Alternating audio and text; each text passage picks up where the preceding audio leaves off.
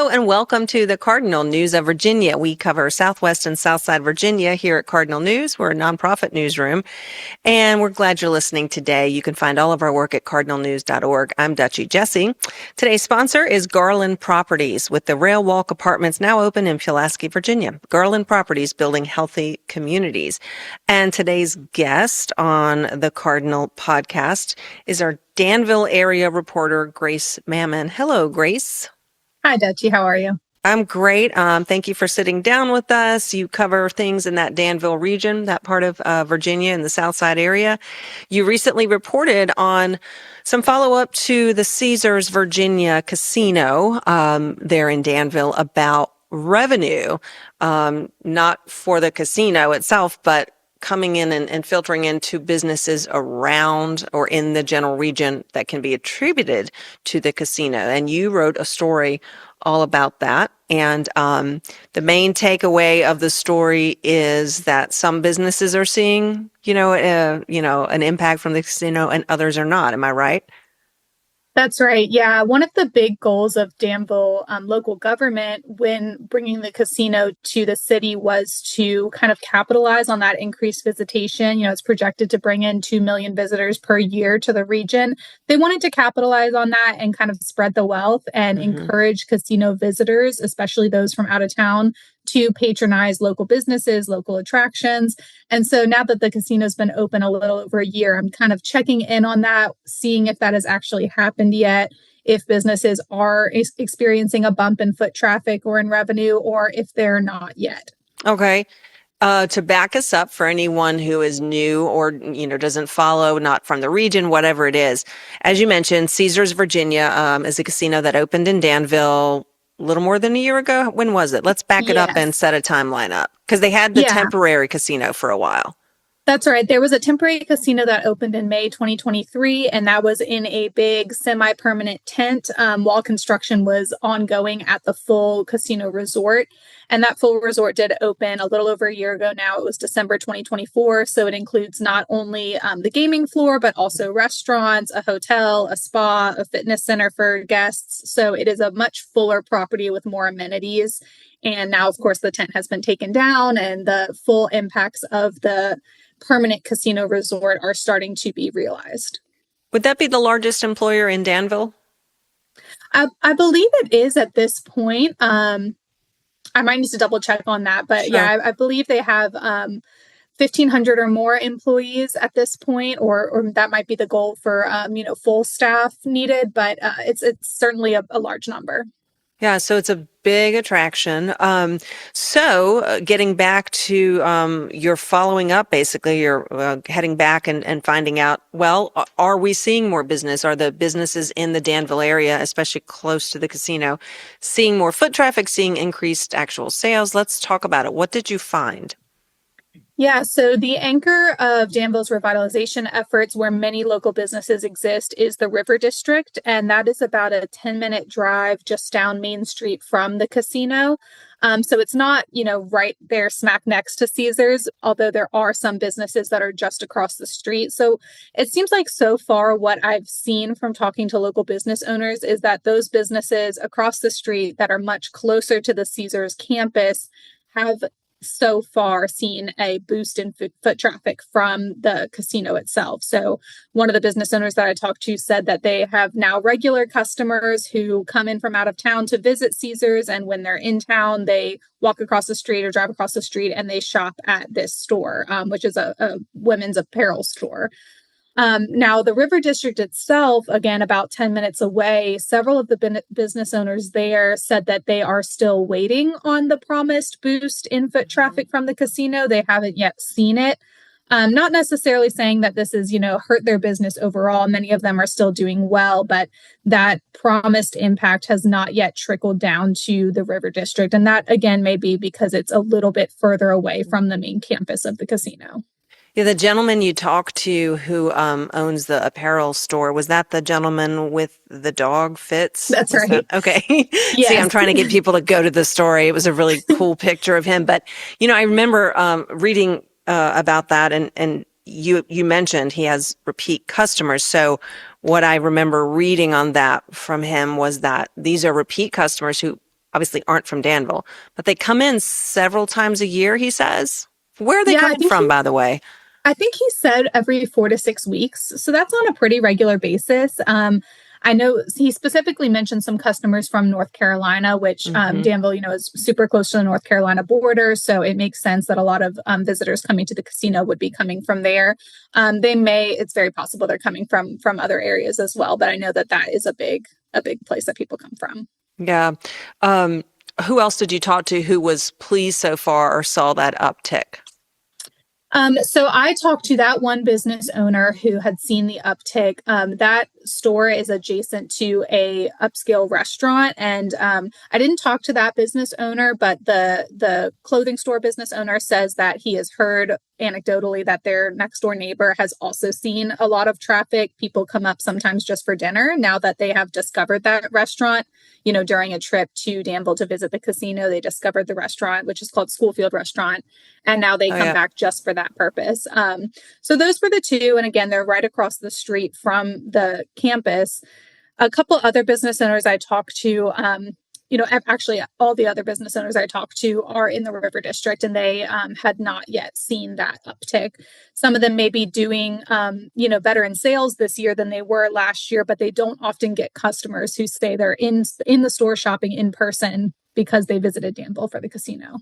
Yeah, so is that the business that also has the online presence? Right, yeah. Is that the shoe place?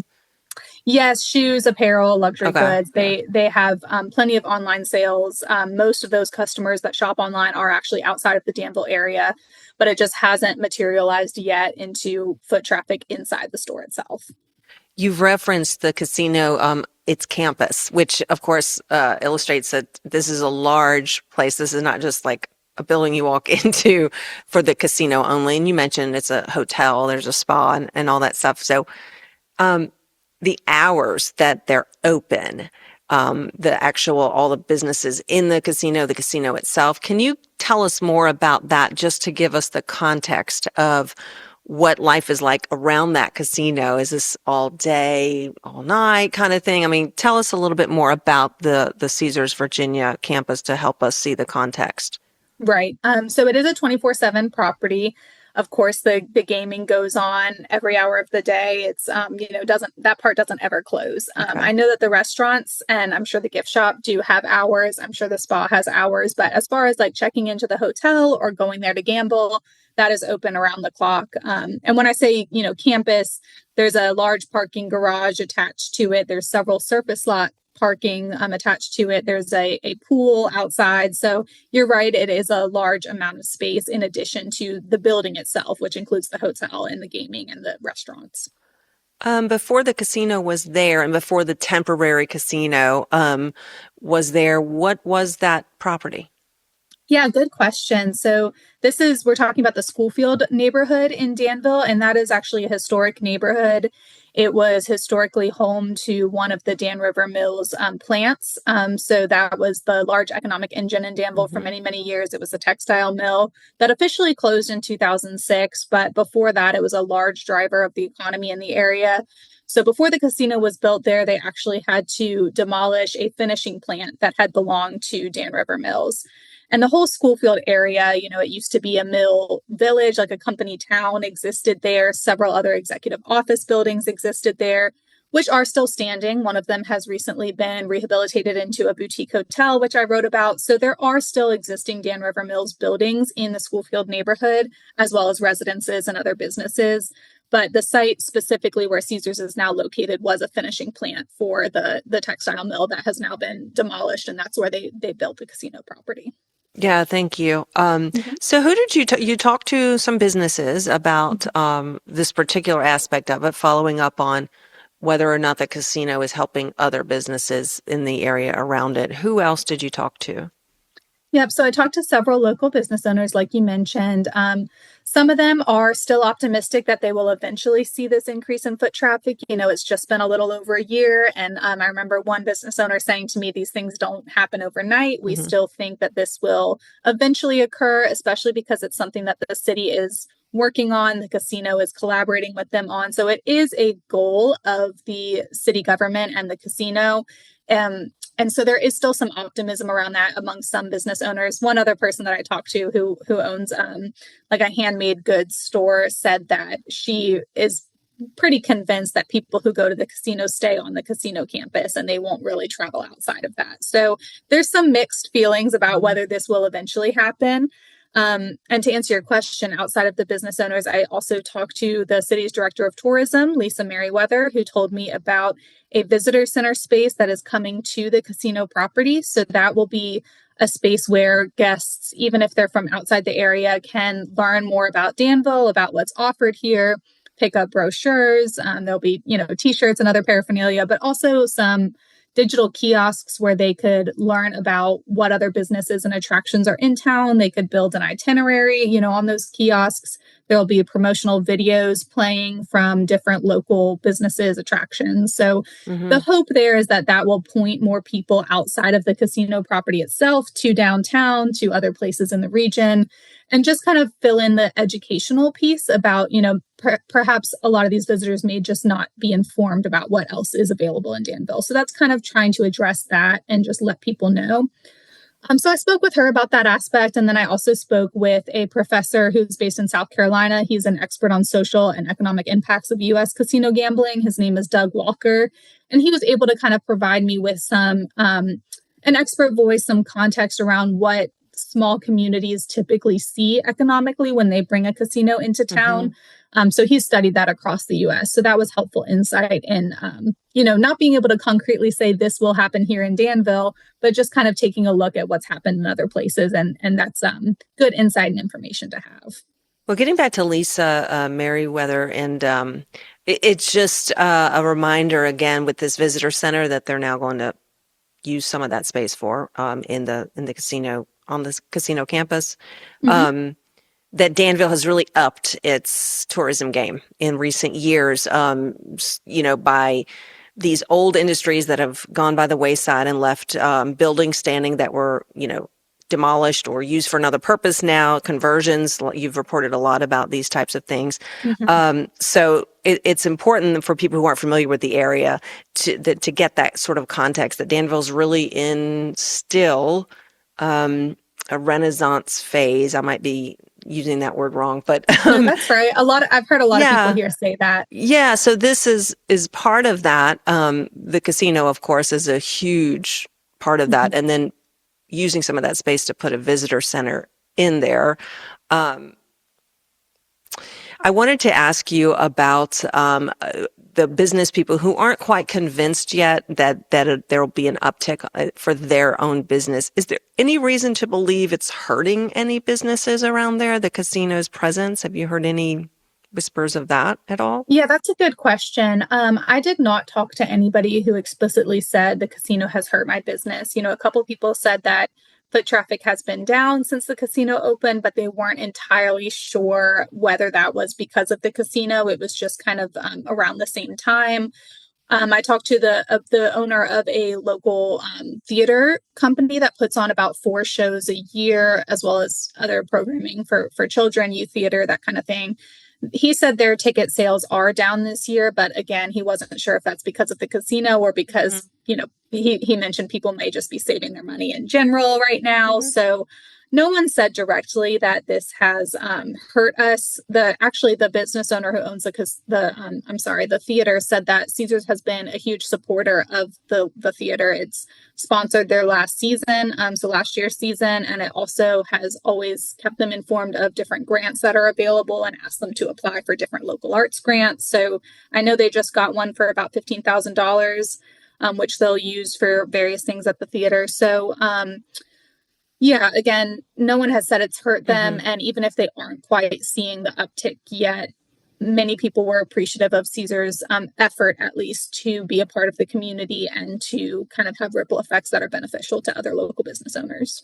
Yeah, I was going to ask you that if you've heard specifics about whether Caesars is being a good, corporate citizen, a good member of the community.